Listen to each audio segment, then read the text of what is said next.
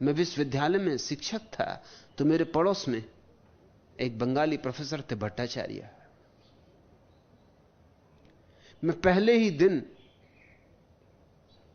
उस मकान में पहुंचा था। मुझे कुछ भट्टाचार्य के परिवार के रहस्य पता नहीं थे। दीवार पतली थी, आवाज यहां से वहां आती जाती थी। रात कोई 12 बजे उनकी पत्नी में झगड़ा हो गया। मेरी भी नींद खुल गई। कोई उपाय ही ना था, सुनना ही पड़े जो हो रहा था।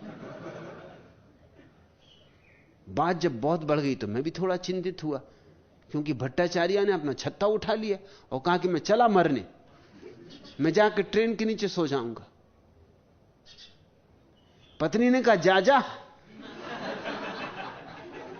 तब तो मैंने कहा यह तो बड़ा मुश्किल है, अब ये मुझे बीच में आना ही पड़ेगा। ये कहीं रात 12 बजे और ट्रेन ज्यादा दूर नहीं थी, कोई मुश्किल से 4-6 फरलांग का फासला था। ये पटरी पे जाके लेट जाए, मर जाए, अच्छा आदमी। और पत्नी को फिक्र नहीं होती, जा जा। मुझे बोलना चाहिए या नहीं, क्योंकि मेरा अभी परिचय भी किसी ने उनसे नहीं करवाया है। लेकिन यह मौका कोई औपचारिकता का है। मैं दरवाजा खोल के बाहर आया, भट्टाचार्य एकदम तेजी में, मगर बंगाली तो बंगाली, मरते वक्त भी छाता अपने बगल में।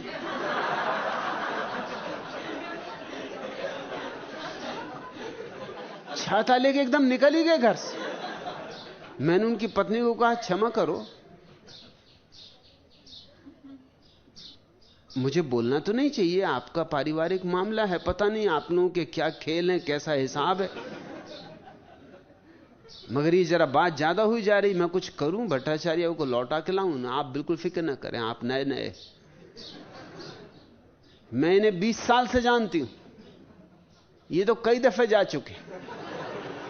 अभी आप देखोगे थोड़ी देर में लौटाते।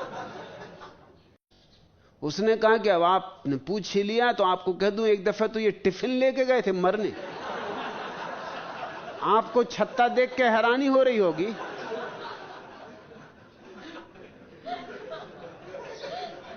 टिफिन लेके लेटे थे पटरी पे जाके। किसी किसान ने पूछा कि आप क्या कर रहे हैं?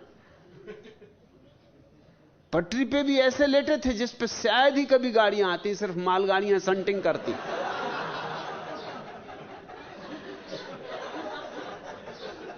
किसी किसान ने पूछा आप ये क्या कर रहे हैं?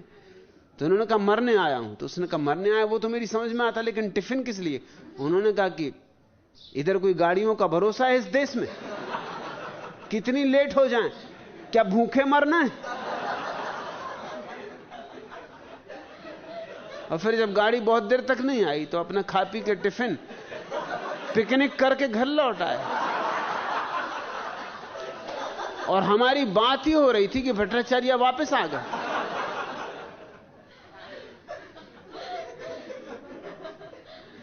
मैंने पूछा कि आप लौट आए? उन्होंने कहा कि देखते नहीं पानी गिरने लगा। आप तो छाता ले गए थे, वो छाता खराब है, पहले तो खुलता ही नहीं, और खुल जाए तो छेद ही छेद है।